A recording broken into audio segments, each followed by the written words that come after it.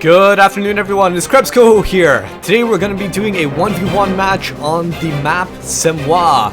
I'm in a little bit of a rush today because I've got work in just over an hour and my time management has been it's been okay so far today, but I've been making a few videos and I've been out and stuff like that, so I've been running a little bit short on time. So this is going to be admittedly a short episode, about 18 minutes or so, and this will hopefully last you guys until next time where I have a little bit more time, okay? So until then, let's carry on with this one. We're at the 5-second mark and we're going to be starting in 3 seconds. So in 3, 2, 1, and let's begin. 6, 7, 8, 9, and 10. Okay, on we go to another very exciting matchup in the Company of Heroes battlefield.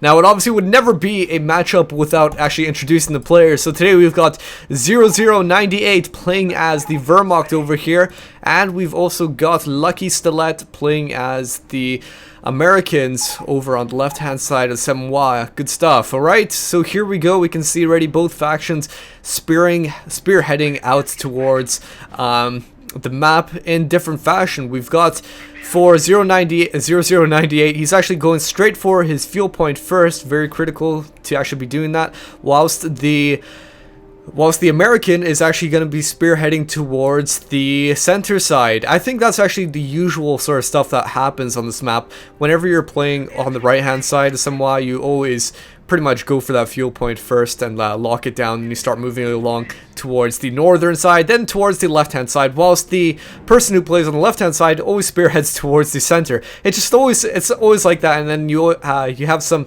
engineers on the side that will be doing some capping down here and stuff like that, but most of the combating when you're on the left hand side focuses in the center of the map. Just the natural progression of how it is, and it kind of makes sense, to be honest, because this point over here that I'm not sure if the newbies would know, is very, very critical for anyone playing on the eastern side of Semois. You need to hold that fuel point because it's very easily cut off. A lot of times in Semois games it's cut off, so keep it as early as you can and keep it hopefully throughout the game. So what we've got so far for the Wehrmacht is that they've produced Volksgrenadiers and also 3 Pioneers. Very good stuff. So 3 Pioneers is quite a lot to work around with. I usually go for 2 Pioneers at most. But hey ho, 3 Pioneers is okay. One's already engaging the engineers up here, and it looks like he's already losing that engagement. 3 guys against 2. That's not a fair fight unless you had Chuck Norris and one of the Pioneers. Then okay, maybe why not? Chuck Norris and Bruce Lee. Then okay, maybe why not? But I guess that's not going to happen. In fact, what they're doing over here, creative stuff by 0098, he's actually putting down a sandbag right next to the point. So the engineers are approaching this, they're thinking, what the heck is going on? Well, we're going to put down a sandbag at the very same time, whilst the Pioneers are over here. You know what I would have loved to happen right there? If the Pioneers, I know this is going to take a bit of micromanagement, but if the Pioneers stretched on out a bit whilst the engineers were placing down the sandbag and try to kill those guys when they're placing it down, because if they could manage that, especially with the repair, when you're repairing you take extra damage, we all know that by now. If he could have done that, he could have probably killed the engineers a little bit, injured them at least, and probably chased them away if anything. But instead, Pioneers are dead up there. Micromanagement not the absolute best. But what we've got down over here is Volksgrenadier and American riflemen combating each other. We've also got some other stuff happening along the right hand side, but a lot of tongue twisters today, sorry about that. But most importantly, what's going on in the center here. You can notice that the riflemen are surprisingly winning this fight, despite Volksgrenadiers having the advantage in medium to longer range battles. The reason being that they're winning is clearly because of this green cover being offered by the stone wall, whilst the Volksgrenadiers over here are sort of stuck in their orange-yellow cover, and so they're actually losing this engagement. Riflemen very, very steadfast on that engagement, so just charging forward because they knew the Volksgrenadiers had no chance in actually surviving that engagement right there. So the gentleman running back, whilst the Americans have free roam to move in towards the center. If you can start capturing, locking down the center side, especially towards this area, this is going to be a bad cue for the Wehrmacht over here, because if you can control this house and specifically this cutoff point, then effectively everything down towards here in my green box is cut off for the Wehrmacht. But it looks like what the Wehrmacht are going to be doing is actually stretching on towards the left hand side, because they know what's happening is that, hey ho, we are probably getting chased away from the center side. The Americans are looking like they're going to be locking it down, and so we need to head a different direction. And so that's what they're actually doing at the moment over here. Volksgrenadiers, a few of them, and also MG coming up from behind to supplement the force. But what are the Americans coming in with? Flamethrowers. Okay, so fighting fire with literal fire. Here we go. Engineers taking massive flak damage. I wouldn't be surprised if they die, perhaps. Ooh, they actually get away. Very surprising, considering 2 Volksgrenadiers and also an MG42. I bet probably pinpointing their fire specifically on him. But both squads getting out of there. No way they're going to be able to survive the onslaught of the MG42. So that's what we've got going down. I would say overall it's quite a tied battle. We had the Americans just winning those engagements early on, and it is still quite early. You can't deny that. It's hardly anywhere near late game, but the Americans were winning the initial engagements, but now we've got a complete reversal here. I believe that the Americans actually started winning that specifically because they were bringing their forces with so low numbers against big numbers. I mean, specifically against that MG42, that really makes a big difference to support all these Volksgrenadiers. So good job on the Wehrmacht's part for actually doing that. The engineers, or the Americans, going to be coming back with more firepower over here. 2 engineers. Notice how they're coming in from multiple directions. One along this fence, and one along the hedges over here. If you never knew this, there's thick, tall hedges right there, but also shallow ones or small ones right there that you can easily crawl through. Still, even though they're coming in for a flank, engineers are no god whatsoever. They cannot withstand multiple bullet fire, and so 2 Volksgrenadiers being enough to actually chase them away, effectively making a failure out of that flank. They should have came in with more numbers. Maybe 2 engineer squads would have been good. Maybe a rifleman squad mixed in with there would have been nice. But hey ho. Now what we've got is a mortar that I see. Oh my god, these Volksgrenadiers here taking a lot of casualties, specifically because of these flames. Man, oh man, when they're caught behind cover, taking extra damage from those flames, and so learning the consequences of that. Volksgrenadiers right there. Surprised they didn't retreat earlier than that. Kind of surprising, but oh well. Especially when they were losing so many guys, but okay. Anyway, I noticed that there's a mortar out on the field here. So what we've got is the weapon support center. Good stuff coming out from the Americans here. So they had that initial barracks, then probably the triage center, and now the weapon support center. Interesting succession. Most people usually go for a motor pull straight afterwards, but it looks like they're actually going to be going for that weapon support center. Interesting stuff. You know, that's a big risk in my opinion, because it's been overall quite half-half.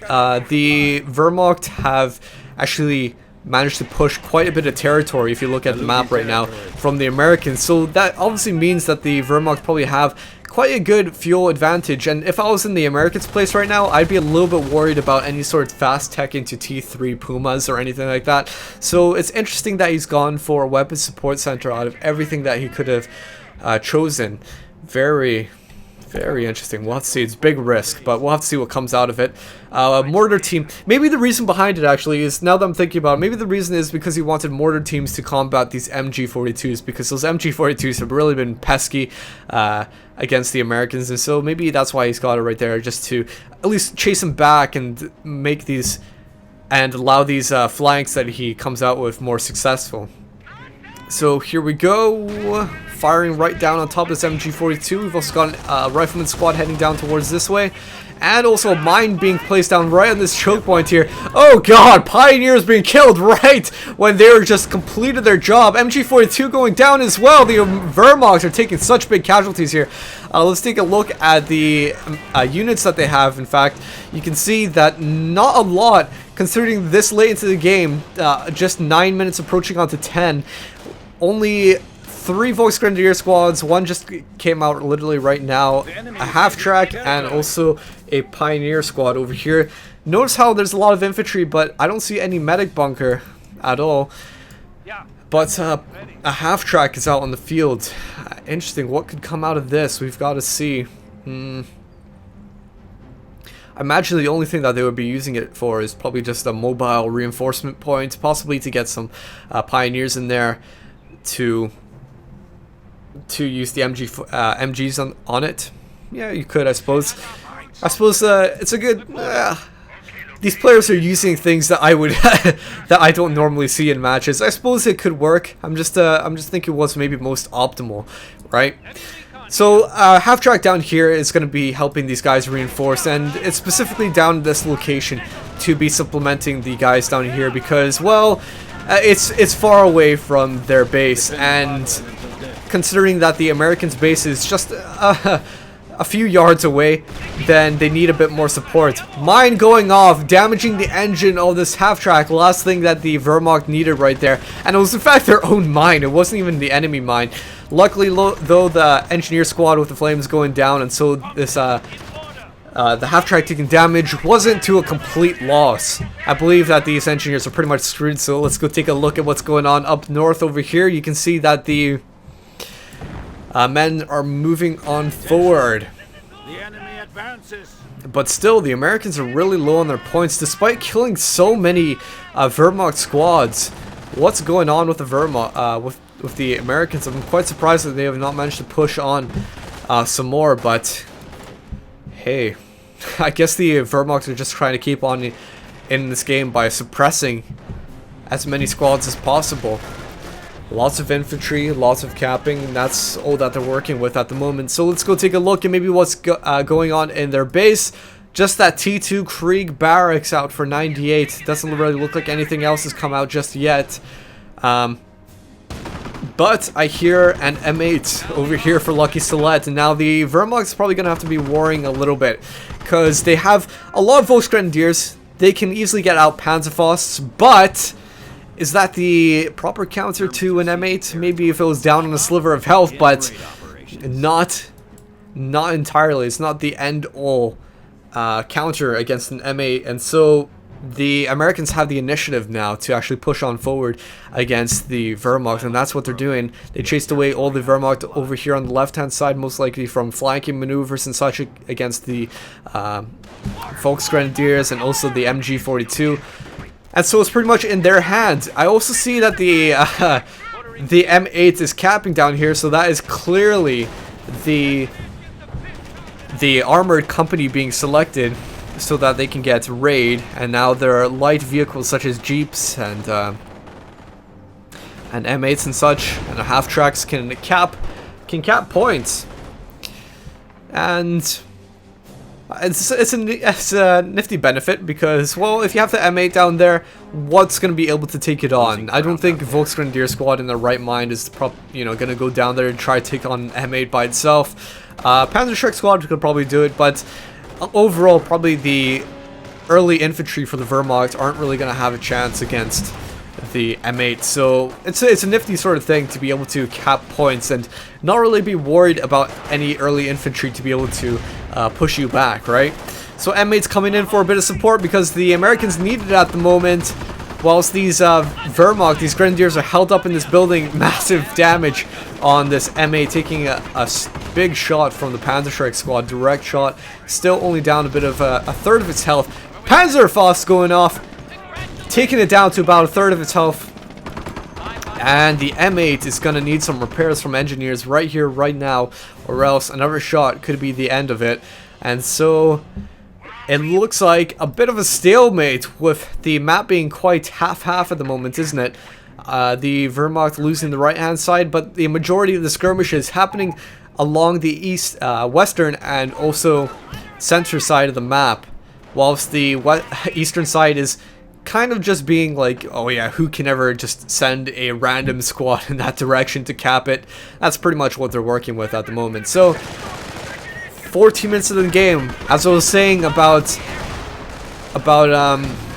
this being a short game, we still don't really know who's gonna win. M8 going down right there, kind of a big loss for the Americans, but still managing to chase away all of these squads.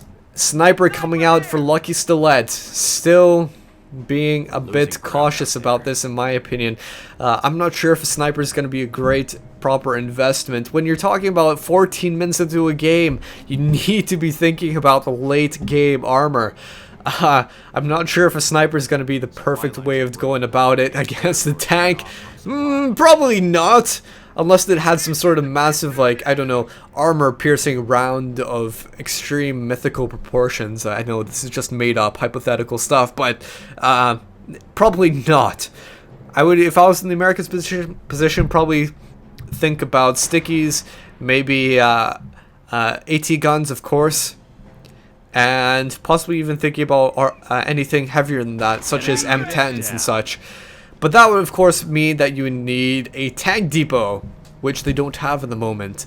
Stug coming out for 98. Is there anything to counter this? It doesn't really look like it at the moment.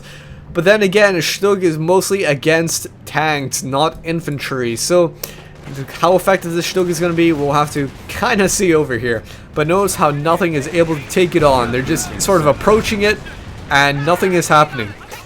Despite all of this, the Stug, even though it can't really kill infantry, that will with its main turrets, its treads are the complete opposite story. If any guys get near this grinder of flesh, these treads, they're just absolutely plowed. And so the Stug taking its opportunity right now because he knows, oh my gosh, there's no vehicles that try and take me on. Oh my god, look at that sniper being crushed by the Stug over here. And that is exactly what I mean about these treads, notorious treads, infamous. But anyway, as I was saying, the Stug obviously realized there's only infantry out in the field, no AT guns in sight, no armor to take me on, so hey, I'm just gonna move in and just cause a little bit of havoc, kill that sniper, so that's a great start. AT gun just coming out and now being the smart player and moving his Stug out of there. Perfect response. I mean, a lot of people, they get too bold, they just keep their Stug in the base or something, and it just dies. No point in doing that when you can just keep it back, let it fight for another day, right? AT gun, woo! Finally getting out of the, very luckily getting out of the maximum range of that AT gun. One shot could easily have destroyed that Stug right there, and oh my gosh, that's what I mean about a short game. Playback is over. Clearly that LuckySTILET dropped from it. I guess he was not having a bit of fun, not having fun at all in this game, losing that M8 and being chased away constantly. I guess losing all this territory and such was just a bit too provocative for him, and so he just did not want to stay in that match any longer. So anyway guys, I hope you enjoyed the replay. If there's anything to be learned from this, it's probably to maybe use more appropriate units. The weapon support center, kind of a bit too late in the game to be getting that. Most people, if they get a weapon support center, they're probably going to get it after an M8 armored or motor pool or a tank depot. They usually get it as their last building, if anything. So that is, in my opinion, what they probably could have worked on. Also, that keeping that M8 would have helped a lot. Keeping that M8 alive would have helped. But anyway guys, short episode, and until next time when I have more time, I hope you enjoyed that. But until next time, I will catch you all later.